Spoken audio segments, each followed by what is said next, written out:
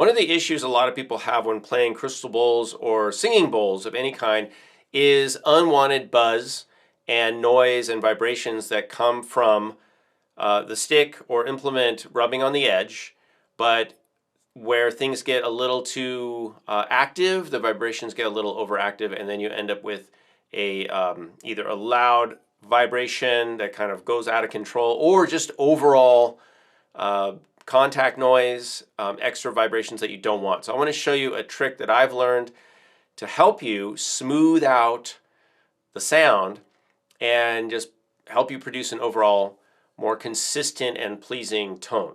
So let's go to the overhead view, and this is a crystal bowl. I'm using the crystal stick or crystal beater that you can get from Sunreed Instruments.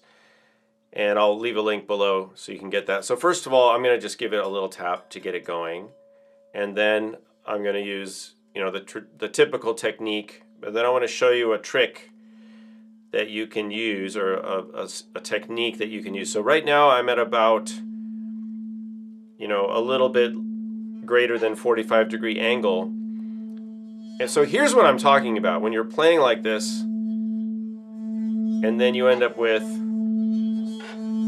something like that, right? Like a loud buzzing. And you don't want that. So what can you do to get rid of that? You can do this.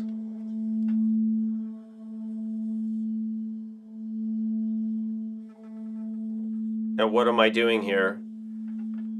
What I'm essentially doing is I'm changing the angle. And I want to show you, I'll show you on this view because it's a little bit easier to see. You see right here? That's about where I was just now, and this is where I was earlier. So this angle is good for getting the sound going, and we can call this the more acute angle in terms of the side. And as we get the sound going, then we can open up the angle as it relates to the side here and angle it so it's more on top, right? And we're using more of the upper edge instead of the side of the bowl. And what I find is that that allows me to keep the sound going, but it tames it down to a certain level, so I can use a constant pressure, and I don't really experience as much of that buzzing sound, and it doesn't get away from me, and I don't end up with too much vibration. It's just consistent. So I'm going to go back to this more acute angle, and you can hear right away there's a little bit more buzz there. So if I open it up, flatten it out a little bit,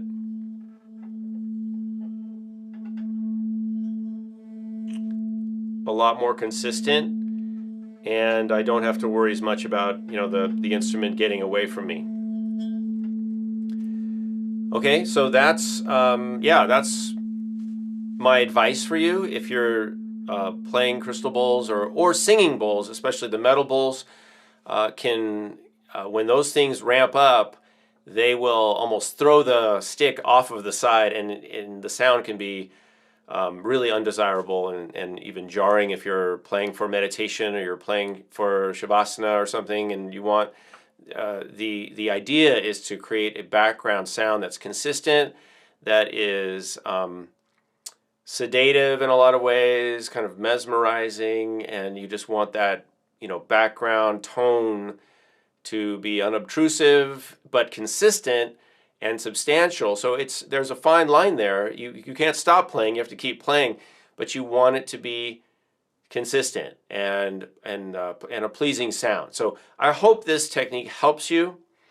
If you have anything else you want to add, you can add that in the comments. Any helpful tips, you can connect with me more at patreon.com/Kalani, where I give private lessons, and we have courses over there on therapeutic drumming and hand drums and ukulele and native flute and other instruments. You can check that all out at patreon.com/Kalani. Leave your thumbs up, your likes, subscribe to the channel if you haven't already, and I'll see you in another video. Thanks for watching.